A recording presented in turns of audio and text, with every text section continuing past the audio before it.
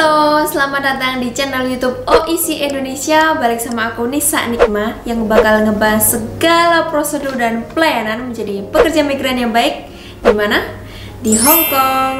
Bagi kalian yang sebelumnya pernah bekerja di Hong Kong dan saat ini ingin kembali lagi bekerja ke Hong Kong tapi terkendala data yang digunakan berbeda dengan paspor yang saat pertama kali kalian gunakan masuk ke Hong Kong, kira-kira jika kasusnya seperti itu masih bisa nggak sih proses kembali ke Hong Kong atau bener-bener udah nggak ada jalan lagi untuk kalian balik ke Hong Kong? Oke, keep stay tune.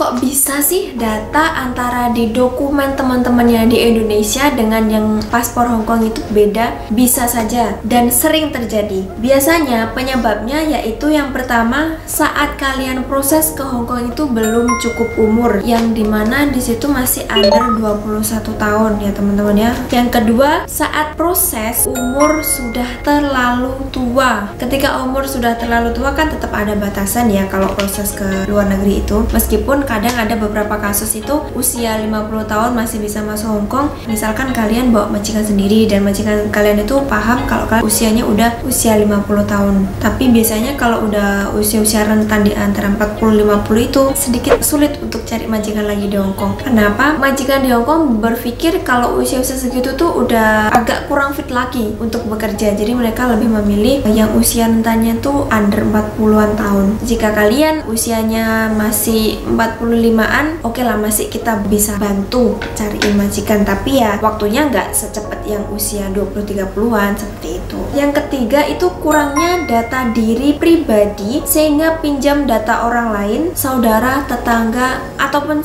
data siapa aja kalian copot tiba-tiba kayak gitu. Dan yang keempat itu minimnya pengetahuan mengenai proses ke Hong Kong. Ini sudah pasti ya, kalian tuh paling mikirnya udah, alah saya mau pergi ke Hong Kong, syaratnya apa aja, syaratnya gini-gini, ya wes lah, ayo budal kayak gitu. Kalian itu nyari informasinya tuh kurang lengkap, yang mana itu malah bikin kalian problem di kemudian hari. Dari hal tersebut seringnya memicu ketergantungan kalian pada jasa sponsor. Sponsor itu siapa ceh? Sponsor itu adalah salah satu orang yang biasanya itu membantu untuk memproses data kalian itu ke PT. Biasanya sih kayak gitu, tapi nggak tahu juga ya. Ada juga sih teman-teman yang berangkat sendiri ke PT langsung kayak gitu tanpa lewat pihak ketiga. Tentunya tindakan tersebut dilarang ya teman-teman, karena hal ini termasuk pemalsuan data pribadi kalian. Maka dari itu pihak agensi penyalur ataupun P3MI memperketat dalam proses seleksi calon tenaga kerja atau calon pekerja migran,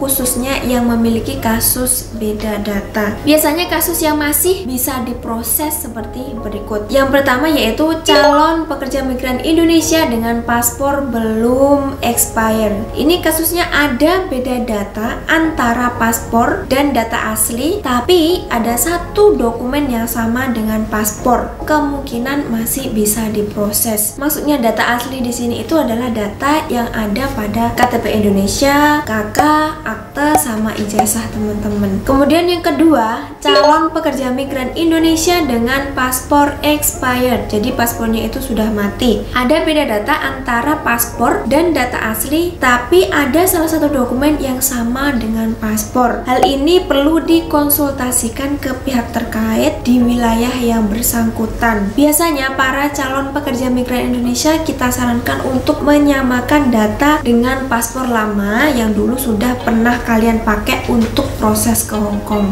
Bahkan kalau kalian transit di Hong Kong, recordnya di imigrasi Hong Kong itu sudah ada gitu. Jadi mau nggak mau harus tetap nyamain paspornya yang lama ya. Contohnya nama yang di paspor ada tambahan nama marga atau nama bapak gitu ya. Kita bisa meminta surat keterangan pada pihak Dukcapil atau lurah setempat yang menyatakan bahwa nama si A dan si B ini adalah orang yang sama. Tapi itu cukup rumit memang teman-teman. Itu kalau nggak salah harus ada sidang dulu teman-teman, karena pihak Dukcapil pun sama pihak kelurahan ataupun kecamatan itu juga nggak bisa asal menyetujui membantu kalian untuk menyamakan semua dokumen, karena kan mereka juga terlalu berisiko kayak gitu loh. Jadi contohnya gini teman-teman, nama kalian di paspor itu yang dulu dipakai ke Hong Kong itu namanya Reva Ardita binti Mahmud. Nah di dokumen sekarang di kayak KTP, KK, akte ijazah itu cuma Reva Ardita, jadi nggak ada binti Mahmudnya. Ini nanti yang akan dibuatkan surat oleh pihak Dukcapil atau kelurahan. Kira-kira gimana? Ngerti tak gak? Lek gak ngerti tekon ya. Yang ketiga itu calon pekerja migran Indonesia dengan paspor expired ya, paspornya sudah mati. Ada beda data antara yang di paspor dan data asli, tapi tidak ada dokumen yang sama dengan paspor, satupun gak ada yang sama ya. Kondisi beda data seperti ini masih harus perlu dikonsultasikan ya teman-teman dengan pihak terkait, apakah paspor ini sudah termasuk paspor biometrik atau belum biometrik. Aduh Cece lagi-lagi menggunakan kata-kata yang bikin saya bingung. Oke, jadi paspor biometrik ini adalah biasanya disebut dengan e-paspor teman-teman, elektronik paspor. Jenis paspor yang memiliki data biometrik atau ganda sebagai pengamannya, yakni berupa chip yang dipasang dalam e-paspor untuk menyimpan data pemilik. Chip tersebut sangat penting sehingga menjadi lebih sulit untuk dipalsukan. Dan saat teman-teman ingin proses ke Hong Kong, biasanya oleh staf P3MI diharuskan memiliki dokumen lengkap, yaitu seperti KTP,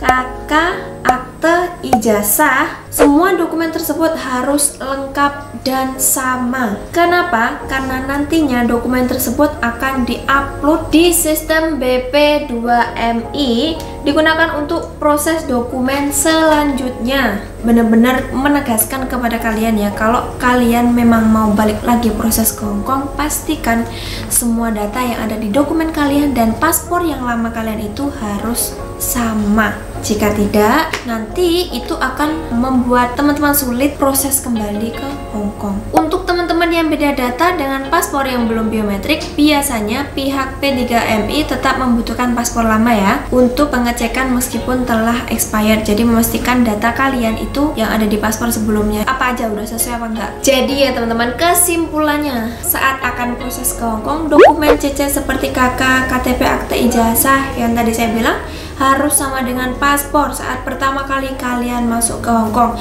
Meskipun setelah kalian kerja di Hong Kong itu kalian ke Taiwan, mungkin ke Timur Tengah atau ke negara lain, tapi kalau kalian mau balik lagi ke Hong Kong, mau nggak mau itu harus sama dengan paspor yang dulu pernah kalian gunakan untuk proses ke Hong Kong. Karena tentunya data kalian yang sudah di Hong Kong pertama kali itu sudah terdaftar dan sudah ke record di imigrasi Hong Kong.